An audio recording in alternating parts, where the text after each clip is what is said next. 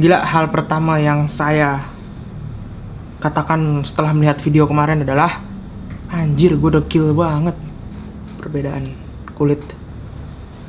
Salah, namanya juga anak lapangan ya kan. Oke, lanjut. Kali ini kita bakal ngomongin aksesoris yang mungkin perlu kita beli waktu kita udah beli kamera pertama. Di video kemarin ada di pokoknya di sinilah. Oke, wait.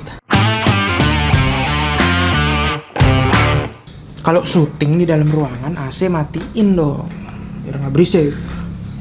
Oke, biasanya ada beberapa keperluan aksesoris yang memang dibutuhkan langsung, tapi ada juga yang kita mesti nunggu dulu, kayak seminggu, 2 minggu, sebulan, 2 bulan, baru kita memutuskan untuk wah kayaknya gue memang perlu nih gitu.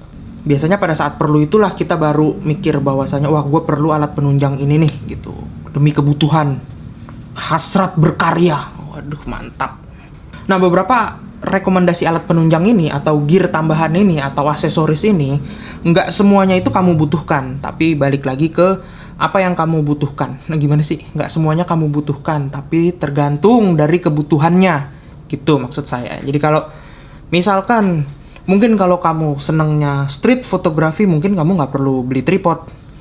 Tapi kalau kamu seneng landscape, mungkin kamu perlu beli tripod atau filter lensa. Atau kamu hobi bikin video, mungkin kamu lebih perlu beli gimbal, beli mikrofon daripada beli tripod gitu ya. Tripod penting juga sih, cuman ya gue harap kalian mengerti lah. Mari kita mulai dari apa yang ada di dalam kamera. Jadi kita udah kemarin nih, di video kemarin kita udah punya nih kamera pertama nih. Sekarang yang kita butuhkan di dalam kamera itu misalkan memori. Apakah memorinya cukup atau mumpuni gitu. Untuk kebutuhan video biasanya ada beberapa ada minimum requirement untuk SD card yang dibutuhkan dalam media perekamannya. Contoh, misalkan mau merekam dalam kamera Sony, mau merekam AVC HD, itu membutuhkan memori yang memiliki data kecepatan tertentu, read or write speed. Ya, kurang lebih apa sih tulisannya? Wait. Ya, memiliki kecepatan membacanya dalam kapasitas tertentu ya, megabyte per second-nya tuh. Itu untuk requirement ya beberapa. Apakah memorinya kita udah cukup? Kemudian untuk dipakai shoot seharian itu apakah baterainya cukup? Nah, ini aksesoris berikutnya nih. Alat penunjang berikutnya. Setelah kita punya memori, apakah baterai yang kita punya ini? Kalau misalkan punyanya cuma satu, apakah satu cukup untuk seharian? Kalau kurang ya kita bisa beli baterai tambahan, bisa beli 2, bisa beli 3 dan 4. Charger juga sih, untuk beberapa kamera nggak dapet charger loh sekarang, cuman dapet kabel doang, suruh nyolok di kamera. Abis itu yang masih nempel di kamera ini ada misalkan flash, strobis yang nempel di kamera, yang biasa ditaruh di atas kamera tuh. Nggak ada contohnya lagi. Apakah kita perlu flash untuk menunjang kegiatan berkarya kita? Flash ini masih flash yang nempel di kamera ya, belum strobis yang terpisah menggunakan light stand-nya masing-masing dengan berbagai modifier. Kalau untuk video mungkin lebih ke LED video. Apakah gue perlu beli LED video nih kayak gini nih? Nggak kelihatan ya? Males geser ya. Apakah kita perlu beli LED video yang biasanya ada di atas kamera? Ini nih. Kemudian apakah lebih perlu mikrofon? Karena tuh tempatnya tuh kadang sama tuh untuk videographer di atas kamera kan. Mau pilih mikrofon atau mau pilih LED video, atau mikrofonnya bisa yang sudah wireless, jadi udah nggak perlu shotgun mic lagi di atas kamera, udah wireless ke masing-masing. Kemudian apakah kita perlu cage? Cage itu apa ya? Kayak kandang, kayak cage kan artinya kandang ya, kayak kandang pelindung kamera yang dari situ banyak lobang-lobang baut yang bisa kita tambahin aksesoris lainnya gitu. Tapi menurut gue kalau untuk hobi atau baru pemula, kayaknya cage itu belum terlalu ini deh, dibutuhkan, masih terlalu overkill lah. Kemudian tripod, apakah kita perlu tripod foto atau tripod video? Ini duanya beda loh. Tripod untuk fotografi itu biasanya tidak memiliki tongkat, ekor, apa sih itu namanya, lupa gue.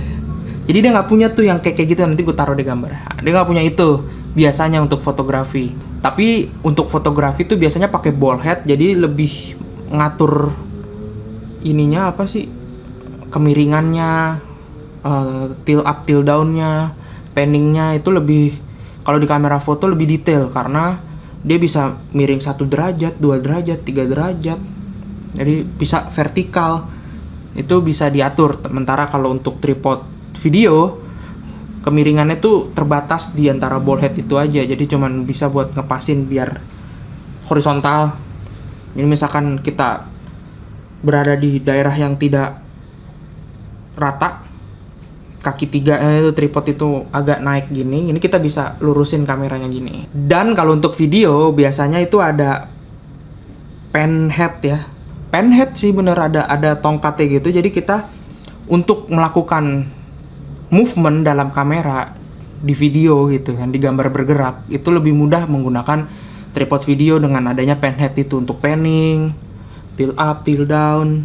Kemudian kalau kita nggak mau tripod untuk video ya, lebih ke gimbal misalkan.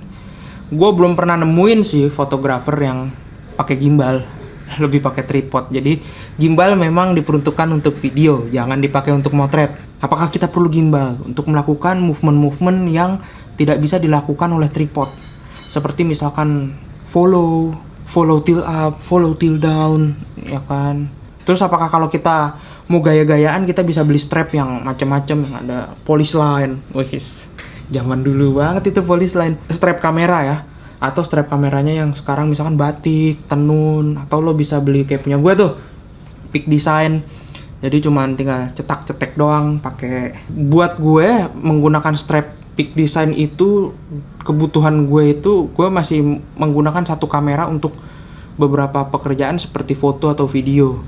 Jadi untuk memudahkan dalam melepas strap dari kameranya, melepaskan strap dari kameranya itu, misalkan kamera videonya mau gue taruh di gimbal, kalau mesti ngeluarin benang dari strapnya itu kan agak susah.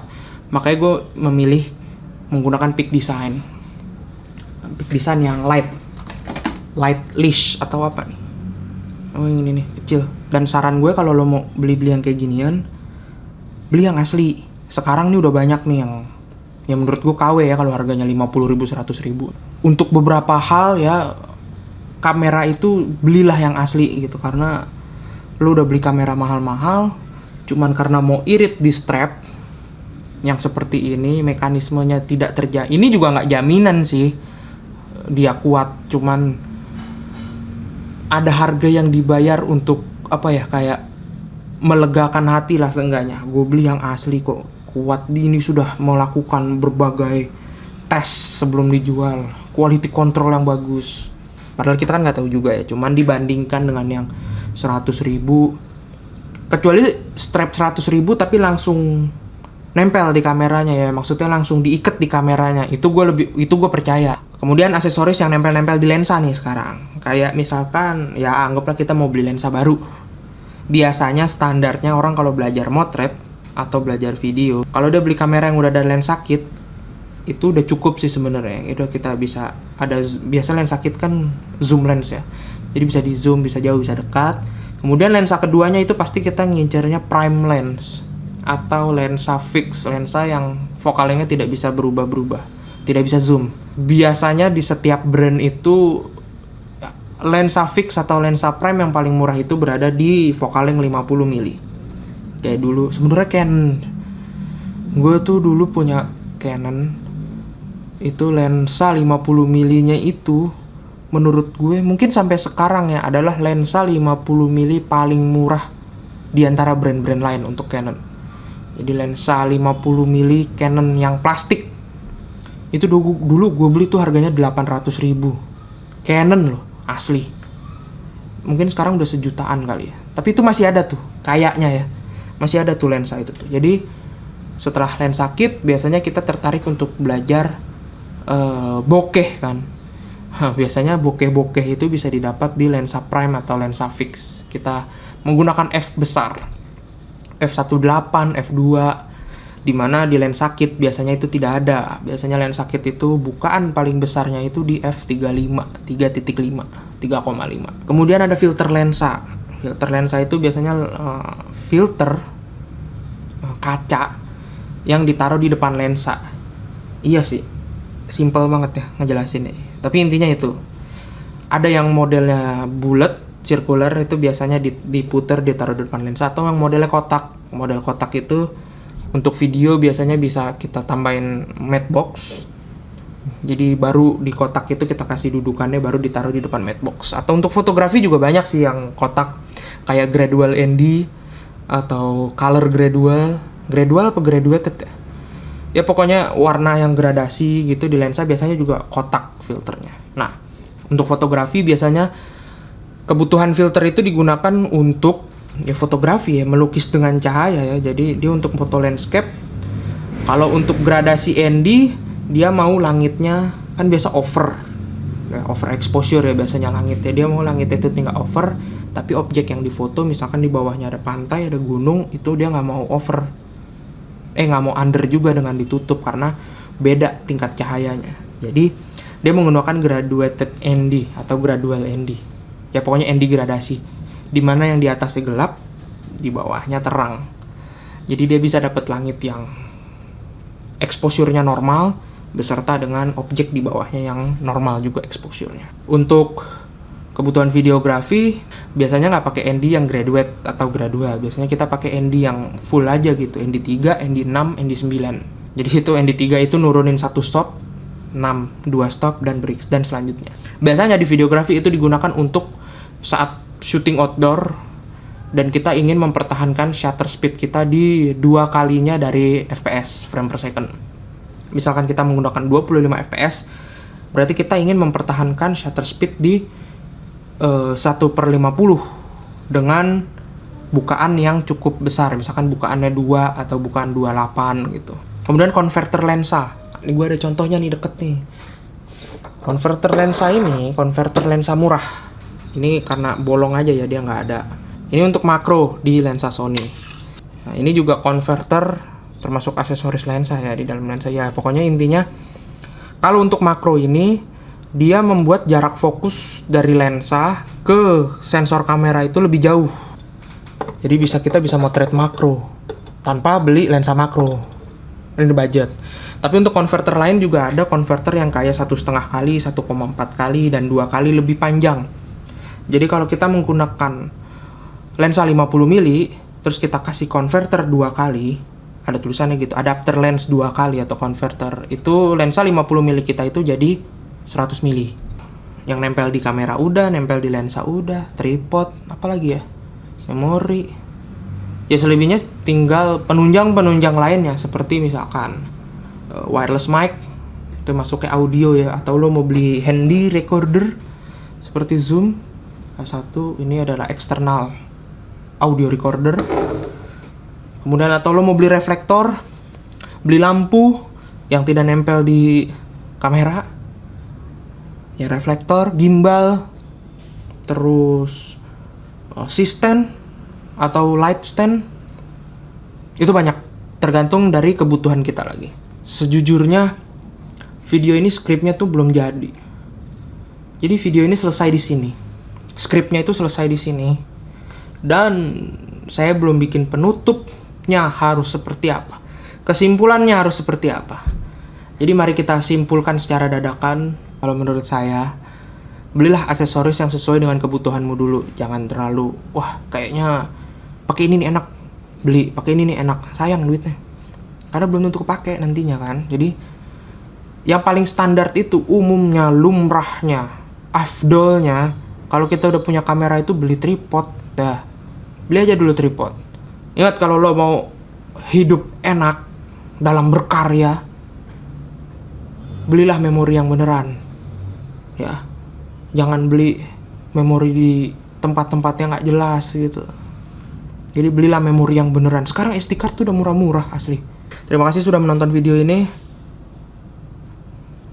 Temen-temenan nih, hari kedua udah syuting lagi. Nggak ada rasa malas. Hebat. Terima kasih sudah menonton.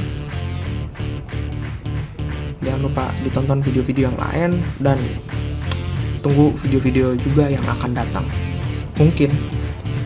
Oke, terima kasih.